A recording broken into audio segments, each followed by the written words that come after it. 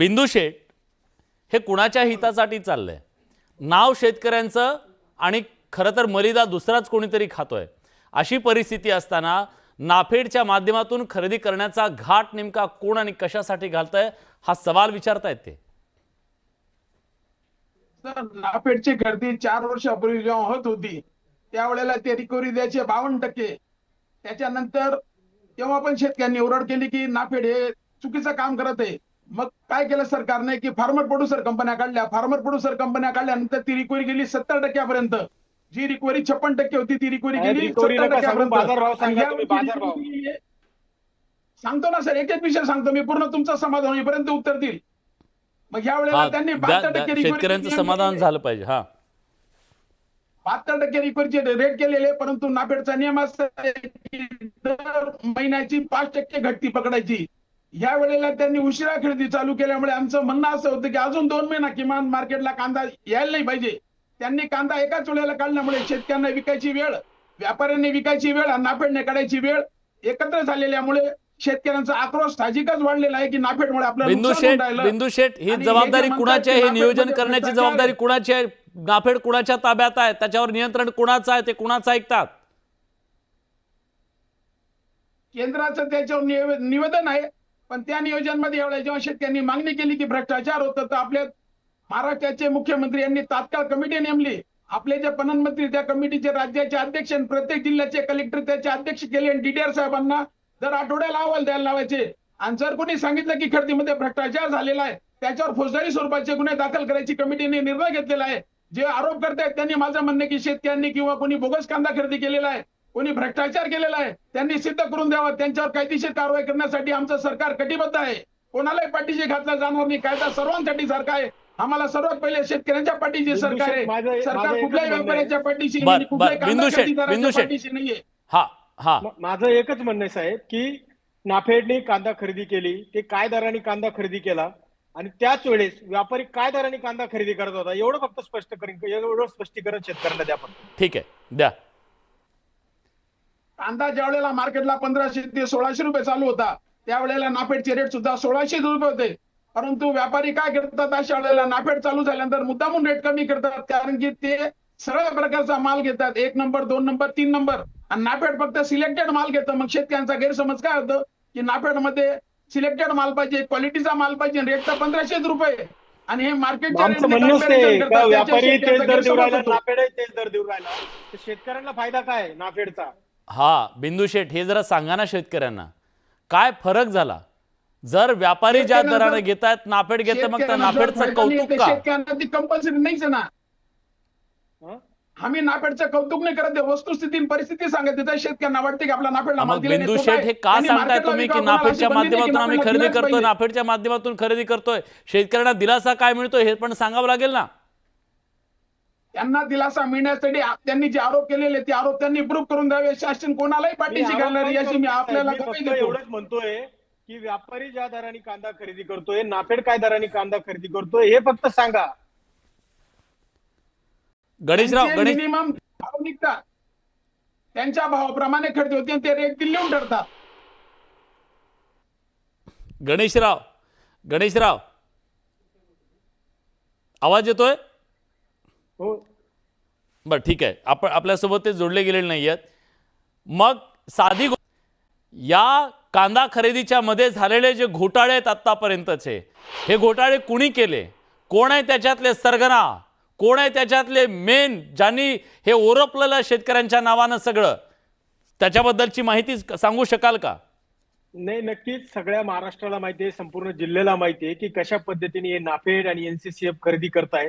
मुळात कोणत्या शेतकऱ्याने आजपर्यंत मागणी केली की नाफेडने कांदा खरेदी करावा आणि एनसीसीएफने कांदा खरेदी करावा? आणि मला एक सांगा साहेब की नाफेड जरी कांदा खरेदी करतंय तर ते काही वेगळ्या दराने कांदा खरेदी करत नाहीये। ज्या व्यापारी ज्या दराने कांदा खरेदी करत आहे त्याच दराने नाफेड कांदा खरेदी करत आहे। आणि मग नाफेडने शेतकऱ्यांना 350 रुपये जास्त दिले असा दावा केला जातोय, ते खरं आहे का? 200 आणि 300 रुपये आणि 2-2, 3-3 महिन्यांनी ते कांद्याचे पैसे शेतकऱ्यांना द्यायचे, शेतकऱ्यांना 15-15 वेळा चक्रा मारायला लावायच्या, या गोष्टी पण सांगितलं पाहिजे। मी पहिल्यांदा मागणी करतो की नाफेड आणि एनसीसीएफ ची खरेदी बंद करा। करू शकता का हे शासन नाफेड आणि एनसीसीएफ ची खरेदी? सगळ्यांना माहिती आहे। मग पैसे कसे द्यायचे? मग शेतकऱ्यांना पैसे कसे द्यायचे? तुमचं काय म्हणणं आहे? आमचं म्हणणं आहे पारदर्शकता आणा. नाफेडनी जर कांदा खरेदी करायचा असेल तर 2 ते 2.5 हजार रुपये प्रति क्विंटलचे दर द्या. 1000 आणि 1500चे दरांनी तुम्ही कांदा खरेदी केला काय आणि व्यापाऱ्यांनी कांदा खरेदी केला का, काय फरक पडणार आहे साहेब? हा. 3000 रुपयाचे दर नाफेड देऊ शकतं का, एनसीसीएफ देऊ शकतं का प्रति क्विंटलला? नाही देत आहे. आणि मग कशासाठी हे खरेदीचं आव्हान आहेत? केवळ मूळभर लोकांना त्या पैशाचा फायदा झाला पाहिजे यासाठी हे सगळं कारस्थान रचले गेलेले साहेब. या नाफेडकडे आणि एनसीसीएफ कडे कुठलंही स्वतःचं स्टोरेज आता शिल्लक राहिलेलं नाही. कुठेतरी भाड्याने ते गोडाऊन स्टोरेज घेत आहेत आणि संपूर्ण भ्रष्टाचार या एनसीसीएफ आणि नाफेडच्या माध्यमातून सुरू आहे. या पैशाचा ना ग्राहकांना ना शेतकऱ्यांना कोणाचाही फायदा या कंपन्यांनी कांदा खरेदी केलेलाचा होत नाही. आणि म्हणून सगळ्यात पहिल्यांदी या दोन्ही कंपन्यांची कांदा खरेदी बंद करा आणि दोन्ही कंपन्यांनी जो काही कांदा खरेदी केलेला आहे त्यांची पारदर्शकता चौकशी करा, ही खऱ्या अर्थानं शेतकऱ्यांची मागणी आहे. बिंदू अतिशय महत्वाचा आहे. बिंदू शेठ, शेतकऱ्याचं जेव्हा 2 पैसे मिळायची वेळ आली तेव्हा तुम्ही 2-2 हजार रुपयानं नुकसान केलं त्यांचं, आणि द्यायची वेळ आली की 200 ठिकऱ्या त्यांच्या हातावर ठेवायच्या. हा कुठला न्याय आहे? तर हे सरकार शेतकऱ्यांच्या पाठीशी याचं ज्वलंत उदाहरण आहे की ज्या ज्या वेळेला खतांच्या किमती असतील, युरियाच्या किमती असतील, कुठल्याही किमती न वाढवता स्थिर भाव दिलेले आहेत. आणि याच्या आधी जे सरकार होतं त्यांनी बिंदू शेठ 2014ला सांगा, 2014ला सांगा कांद्याचे भाव किती होते, खताचे भाव किती होते, बियाण्याचे भाव किती होते आणि बाकी सगळा खर्च किती होता सांगा. आज होऊन जाऊ द्या ना सगळं. सांगा ना. तुम्ही भाव वाढू दिले नाहीत म्हणतायत. शेतकरी आहे तिथं 2 शेतकरी सांगतील. मी सुद्धा माहिती काढून आलोय किती भाव होते आणि काय होते. आज सर्वात जास्त महत्वाची गोष्ट आहे की 90 मध्ये ज्या वेळेला शरद पवार मुख्यमंत्री होते त्यावेळेला त्यांनी 100 रुपये प्रति क्विंटल कांद्याला भाव दिला होता आणि त्यांनी अनुदान दिलं होतं. आपल्या सरकारने 350 रुपये प्रति क्विंटल अनुदान दिलेलं आहे. आणि नाफेडचा जो विषय घेतलेला आहे त्यावेळेला फार्मर प्रोड्युसर कंपन्या मागच्या वर्षी काम करत होत्या. शेतकऱ्यांची मागणी होती की फार्मर प्रोड्युसर कंपन्यांनी घोटाळा केलेला आहे, नुकसान केलेलं आहे. आता ह्या वेळेला कंपन्यांना बदलून आणि राज्य सरकारने निर्देश करण्यासाठी पणन मंत्र्यांच्या कुणाच्या कंपन्या? बिंदू शेठ सांगा महाराष्ट्राला कुणाच्या कंपन्या आहेत, कोण आहेत हे कंत्राटदार, ठेकेदार कोण आहेत? गणेशराव सांगा कोणी मलाई खाल्ली? हजारो कोटी रुपये शेतकऱ्यांच्या नावावर कोणी उकळले? बिंदू शेठ शर्मा, या कंपन्या बदलल्या, त्या कंपन्यांना जे खरेदीदार आहेत ते तेच आहेत. बाजारात खरेदी करतात 8 रुपयाचा कांदा, दाखवतात 18 रुपयाचा कांदा. लावा एखाद्या सोसायटीची चौकशी आमच्या म्हणण्यानुसार, लावा एकदा शेतकऱ्याच्या खिशात तो पैसा गेलेला आहे, लावा याची चौकशी. तुम्हाला सगळं गौरंगाला दिसेल. मंत्री लेवल पासून अधिकारी लेवल पर्यंत सगळ्यांचे हात यामध्ये गुंतलेले आहेत. आणि तुम्ही सांगताय की शेतकऱ्याचा कांदा त्या ठिकाणी खरेदी काय नाफेड 7 खोटं. 18 रुपयाचा पैसा पुढाऱ्याच्या, अधिकाऱ्याच्या आणि व्यापाऱ्याच्या खिशात जातोय. एकदा चौकशी लावा. आम्ही सांगतो ती चौकशी लावा. बाजारातून कांदा खरेदी करता सांगता शेतकऱ्याचा कांदा आहे.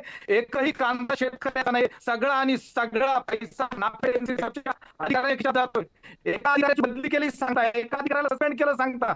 आणि तेवढा तर चांगला अधिकारी होता त्यालाही सस्पेंड करून टाकलं. बाकी सगळं तुम्ही कार्यालय आमच्या अधिकार क्षेत्रातून हलवले. नाफेडचं कार्यालय जे आमच्या ओळखीचं होतं त्या पिंपळगावातून हलवलं. का हलवलं? तेवढं एकमेव कार्यालयातून आम्हाला चौकशी करायला मिळायची. आणि मी सांगताय नाफेड काम करत आहे? नाफेड काम नाही करत आहे. नाफेड आम्हाला फासावर जायला भाग पाडते. एखादी चौकशी आमच्या म्हणण्यानुसार बाजार समित्यात ज्या ज्या व्यापाऱ्यांची 2021 आधी काय खरेदी नव्हती त्या व्यापाऱ्याची खरेदी अशा लागली. याकडे जरा तुमचं लक्ष आलं पाहिजे. त्याचे इन्व्हेस्टर्स कोण आहे याकडे लक्ष. इतकं साधं सोपं सरळ आहे. सगळ्यात महत्वाचं साहेब, जर यांना काही करायचं असेल तर पहिले नाफेड आणि एनसीसीएफची खरेदी बंद करा. या नाफेड आणि एनसीसीएफनी एवढा मोठा घोटाळा आणि एवढा मोठा भ्रष्टाचार केलेला आहे, शासकीय निधीचा एवढा मोठा अपव्यय केलेला आहे. आणि या नाफेड आणि एनसीसीएफचा ना ग्राहकांना फायदा आहे ना शेतकऱ्यांना फायदा आहे. केवळ मूठभर लोकांना या सगळ्या गोष्टीचा, योजनेचा लाभ त्या ठिकाणी घेतला जातोय. हा कांदा शेतकऱ्यांकडून घेतला जात नाही. ठराविक ठिकाणी फक्त कागदोपत्री तो कांदा खरेदी केल्याचा दाखवला जातो. त्याच्यानंतर तो कांदा खराब होतो आणि हा खराब झालेला कांदा कुठल्या तरी बाजार समितीमध्ये किंवा कुठल्या पेठेमध्ये विकायला जातो आणि त्यामुळे संपूर्ण कांद्याचे बाजार दर त्या ठिकाणी कोसळले जातात. म्हणून सगळ्यात पहिल्यांदा जर काही करायचं असेल तर नाफेड आणि एनसीसीएफच्या खरेद्या तत्काळ बंद करा, ही शेतकऱ्यांच्या मागणी आहे. त्यांच्यामुळे शेतकऱ्यांचं फार नुकसान व्हायला लागलेलं आहे साहेब. म्हणून हे सगळ्यात पहिल्यांदा बंद झालं पाहिजे. आणि आमचे बिंदू शेठ या ठिकाणी सांगतायत की 300 रुपये मदत केली, 500 रुपये. साहेब 5000 रुपये क्विंटलने ज्यावेळेस अमेरिकेमध्ये कांदा विक्री करत होता त्यावेळेस निर्यात बंदी केली आणि कांद्याचे बाजारभाव 1000 रुपयाच्या आत आणले. 4000 रुपये क्विंटलचं नुकसान झाल्यानंतर तुम्ही 200-300 ची मदत कोणाला देता? बिंदू शेठ हे ना विचारायचं आहे. बिंदू शेठ काय प्रॉब्लेम आहे? तुम्ही किसान मोर्चाचे आहात, पक्षाच्या वतीनं तुम्ही सरकारला काही सांगत असाल ना, शेतकऱ्याची अवस्था नेमकी काय आहे तुम्हाला तरी दिसत असेल ना. आज आंध्र प्रदेश सरकारनं त्यांना मदतीचा हात दिला, गुजरात सरकारनं मदतीचा हात दिला, महाराष्ट्र सरकारला तुम्ही सांगितलं नाही का आज शेतकऱ्याची काय अवस्था आहे आणि त्याला मदतीची गरज आहे?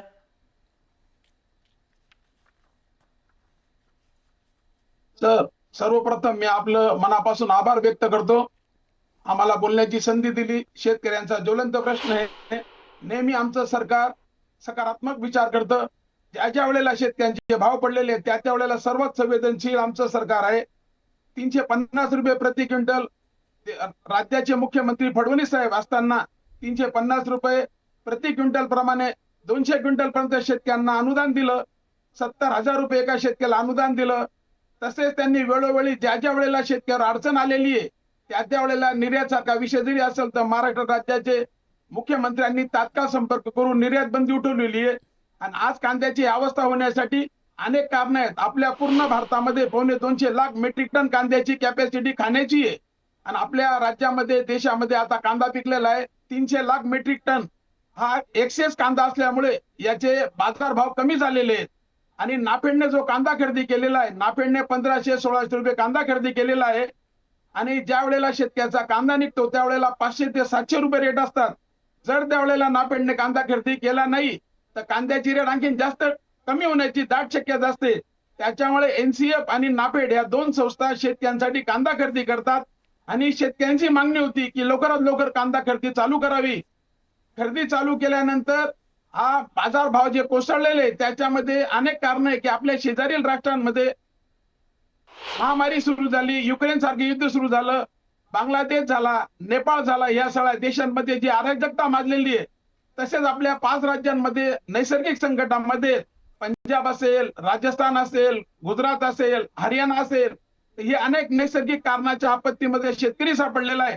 त्याच्यामुळे पर्यायाने जो आपला वापर होता तो कांद्याचा कमी झालेला आहे. आणि वापर कमी झाल्यामुळे डिमांड अँड सप्लाय या नियमाप्रमाणे खाणाऱ्यांना आज जगायचं पडलेलं होतं. त्याच्यामुळे कांदा पिकवणाऱ्यांचे 100% नुकसान होऊन राहिलं. परंतु त्याच्यामध्ये सरकारचा कुठलाही हस्तक्षेप नाही. सरकार नेहमी शेतकऱ्यांच्या पाठीशी असतं. कारण आम्ही ज्या वेळेला शेतकऱ्यांचे विषय घेतो त्या वेळेला आम्हाला सकारात्मक बिंदू शेठ हस्तक्षेप करा. शेतकऱ्याला जेव्हा 2 पैसे जास्त मिळतात तेव्हा कशी निर्यात बंदी करता तुम्ही? आता शेतकऱ्याचे भाव पडलेत, हस्तक्षेप करा ना, द्या ना मदत शेतकऱ्यांना. असं शेतकरी मागणी करतोय. आता असं कसं म्हणू शकतं की आम्ही हस्तक्षेप करणार नाही? एरवी तर करता ना तुम्ही हस्तक्षेप.